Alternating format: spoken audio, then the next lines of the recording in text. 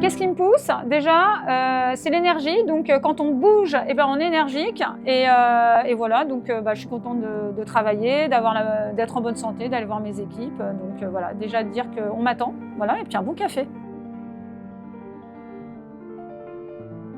Oui, ma grand-mère, qui était une femme inspirante, j'en parle assez souvent. Mon grand-père aussi, mais ma grand-mère, puisque c'était un personnage assez charismatique et une femme très généreuse et bienveillante. Donc voilà, puisqu'elle était danseuse, donc elle était un peu atypique, on va dire. Et moi, j'aime les personnalités et ma grand-mère, étant un personnage capital dans ma vie, je pense qu'elle m'a particulièrement inspirée.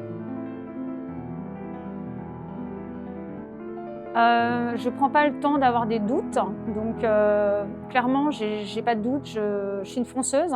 Après, j'ai une vision, donc j'écoute beaucoup mon intuition et j'ai pas particulièrement de doute, donc je fonce. Après, le doute, non, je prends pas le temps de me poser, me dire oui, est-ce que je dois faire, etc. Donc j'ai pas de doute. Des difficultés, si, j'en ai, comme tout le monde, sinon ce serait utopique. Mais non, des difficultés, j'en ai, mais c'est comme en équitation, je vois l'obstacle, je prends de l'élan et j'y vais. Au niveau professionnel, les valeurs d'intégrité, déontologique, travail, pas de mensonge, loyauté et oui, intégrité. Voilà, donc ça fait beaucoup de valeurs quand même, j'avoue. Donc peut-être que la barre est un peu haute, mais ça, voilà, pour moi, ce sont les valeurs essentielles. Après, au niveau personnel, la constance, la bienveillance. Voilà, la bienveillance. Ça, c'est pas évident. C'est pas évident. Avec le temps, on se rend compte que le champ amical se réduit, se restreint. Et finalement, c'est pas plus mal. Parce que quand on travaille beaucoup, quand on entreprend, on a peu de temps. On a peu de temps pour soi. On a peu de temps pour autrui. Mais on a besoin des autres. Donc forcément, on prend du temps pour les gens qu'on aime. Mais on devient extrêmement plus sélective. Et déjà qu'on a peu de temps pour soi. Donc finalement, vous restreignez tout le champ quand même amical, et puis avec le temps, on voit aussi qu'il reste. Alors c'est plutôt des personnes du passé. Après, les personnes d'aujourd'hui, c'est plutôt, alors pas forcément des personnes connues, des personnes comme moi, une femme qui va entreprendre, qui change d'univers, qui croit en son rêve et qui lâche rien en fait. C'est ça qui m'inspire. Et justement, c'est pour ça que parfois, quand je rencontre des femmes qui n'osent pas entreprendre, j'ai envie de les aider. Donc c'est plutôt des personnes qui ne sont pas notoirement connues, mais qui vont oser. Et donc ça, c'est plutôt l'audace qui va m'inspirer. Être plus patiente, être moins peut-être, je suis très perfectionniste, donc c'est un défaut et une qualité. Donc peut-être être moins exigeante et moins dure envers moi-même. Voilà, donc ça c'est peut-être un conseil, un peu plus de bienveillance envers moi-même, parce que finalement la perfection, personne ne l'atteint. Et avec le temps, on se rend compte que dans tous les univers, personne n'est parfait. Et voilà, donc un peu plus de souplesse. Voilà. Donc la souplesse du juriste que j'ai été, non, c'est pas possible. Donc la souplesse, ce serait pas mal de revoir ça. Oui, ça c'est une évidence. C'est le passé familial. Ouais, le passé familial, les difficultés familiales, le manque de bienveillance familiale. Voilà. Donc ça, pour moi, c'est une force.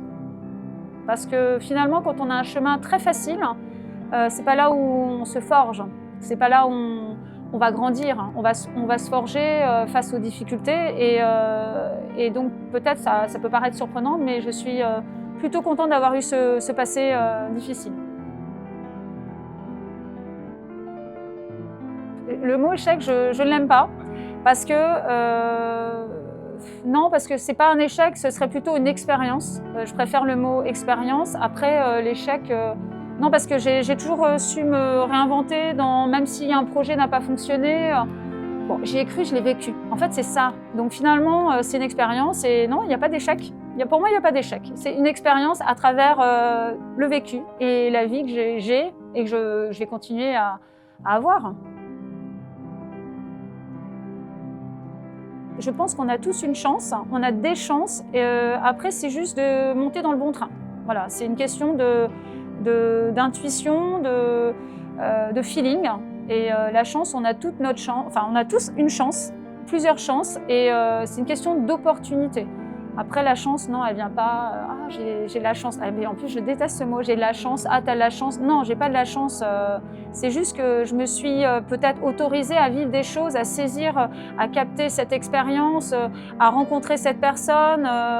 Moi, après, au niveau professionnel, j'ai travaillé dans un milieu très masculin, donc j'ai dû aussi m'affirmer par rapport à ça, parce que être une femme en 2025, on a encore beaucoup de progrès à faire, donc on est obligé d'encore plus s'affirmer et avoir notre position dans un univers. Aujourd'hui il y a plus de femmes chefs d'entreprise, mais encore aujourd'hui on me demande si j'ai un associé, si c'est vraiment moi qui... Enfin parfois il y a des questions surprenantes, donc voilà. C'est bien pour ça que je veux rester seule dans mon entreprise et que je suis présidente de ma société, je suis toute seule. Comme ça je dirige toute seule et... Bon, après, j'ai des équipes, hein, mais je suis seule à orchestrer.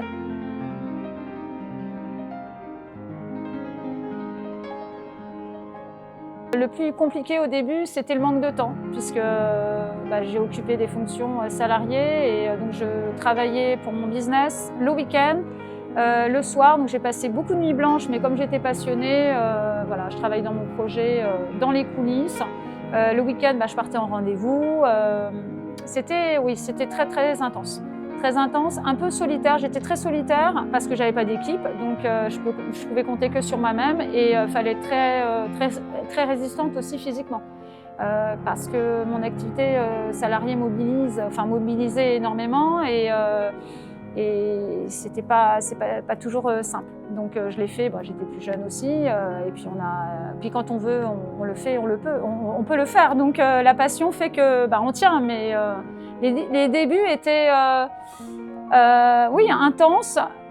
Après c'était tellement fabuleux et magique que la fatigue finalement on l'oublie, on s'en fiche.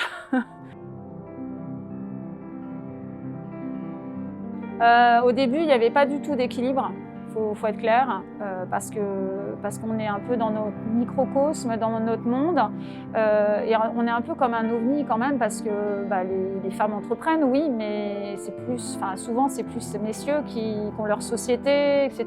En plus, moi j'étais jeune maman, j'avais mon deuxième à 40 ans, moi j'ai fait ça avec ma petite dernière qui va avoir 11 ans là, dans quelques jours, donc c'était peut-être pas le timing idéal, donc voilà, mais ça s'est fait comme ça.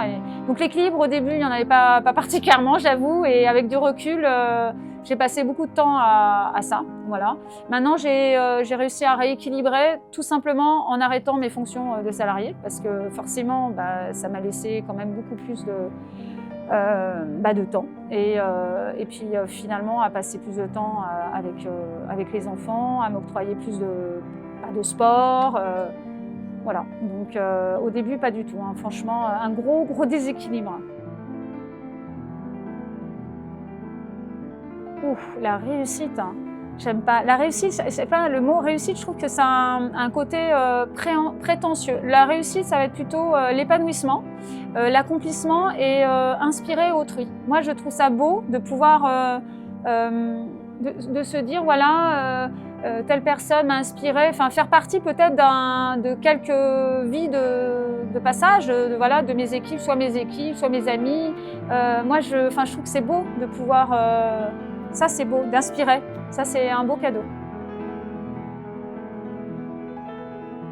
Et oui, ma chère grand-mère, tout à fait. Le caractère. J'ai beaucoup de caractère. J'ai du caractère, mais après, j'espère, un bon caractère. Mais bon, caractère, ça c'est sûr. Je sais ce que je veux ou ce que je veux pas. Donc dans le business, ça aide pour décider aussi, parce que comme je suis toute seule à décider, voilà. Après, au moins comme ça, si je me trompe, c'est moi qui prends.